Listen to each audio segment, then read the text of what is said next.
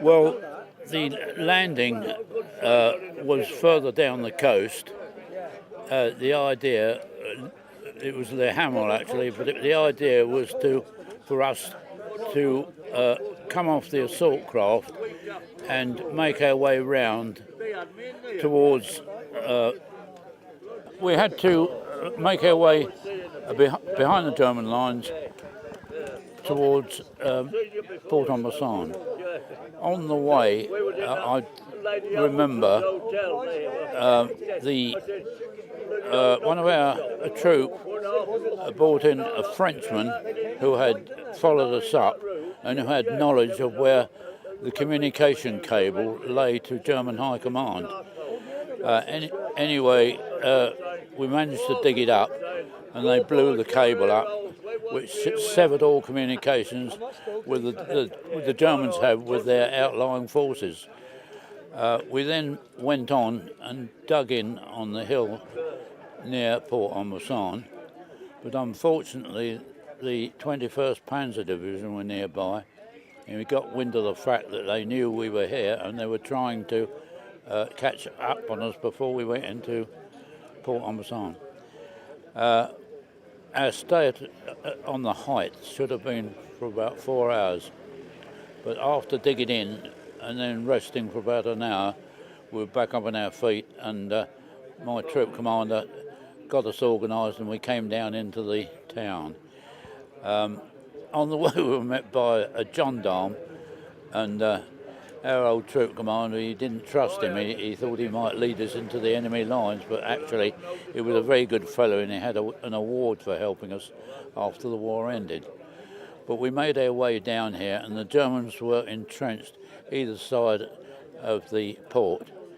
We moved down under fire, and eventually we had to take cover in an old fire station. There was a German machine gunner on the corner. He was up first floor in one of the houses with the window open and a platform put out for him for the machine gun. I knew that he had a fairly good view of both our troop and the others coming up on the side, so I threw a couple of smoke grenades which obscured his view, and then we went back into the fire station to take cover from the fire that was coming from the troops, from the German lines rather. The fire station was offered good cover, and also we were able to fire across the canal at any Germans who wanted to come in as reinforcements or leave the trenches they had the other side. We stayed like this, I should think, for about half an hour, but suddenly there was shell fire, and it was getting nearer and nearer, and I could see that some of the houses had been hit, and there was also some debris coming down, but this fire was from flak ships that were in the harbour, and fortunately we were able to call up the Navy, who sent a destroyer down, and they sunk both flak ships into the harbour, which saved us a lot of problems.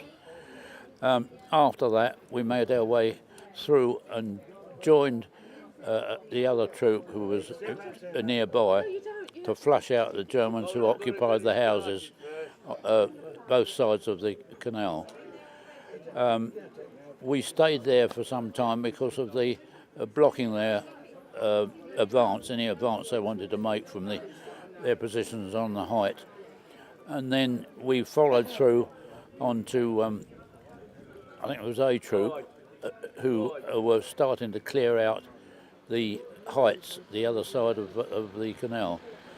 This was a bit hazardous because there was a pillbox at the top which gave the Germans cover while they kept us under fire, and also they'd started to fire at us from the other side of the hill. They made their way up there, and this is where Captain Cousins with some volunteers decided to try and take the pillbox out. But unfortunately it proved quite a hazardous task, and Captain Cousins had a bag with some explosives in. and he made his way, ran up towards the pillbox, intending to put the explosives by the door. But unfortunately, on the way, he was shot, and although he was recommended for the VC, he ended up with being he was noted in dispatches, and I think this was because, being a commando, the sort of gung-ho effort he made to try and capture the pillbox was expected of them, rather than an action which in the normal course of events would have been heroic. It was heroic, but it was expected of the commandos to do that sort of thing, and I think that's what stopped him having the VC. When I first came back to Port-en-Bessin several years later, my memory was a little bit hazy, but I did remember the road that came into the port, and then I followed it along, but of course the old houses had been destroyed, and there was a new town had sprung up, and all the houses and most of the roads had been renewed, or either been renewed or replanned. So it was it took me a little bit of time to remember it as it was. But the most notable thing about it is what a good job the French have made in restoring Port-en-Bessin and making it a very nice little place to come to for a holiday. When I first came here, the remains of the flagships were still in the harbour, but now they've removed them, and of course it's a lot different. The people of Port-en-Bessin were very, very good.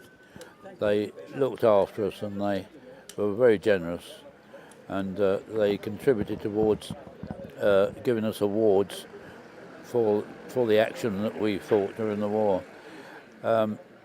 The little place here actually, it still bears some impressions in my mind of how it was, but it's nice to see now they've done something with it, and it really is a nice place. I recommend it as a holiday to anybody.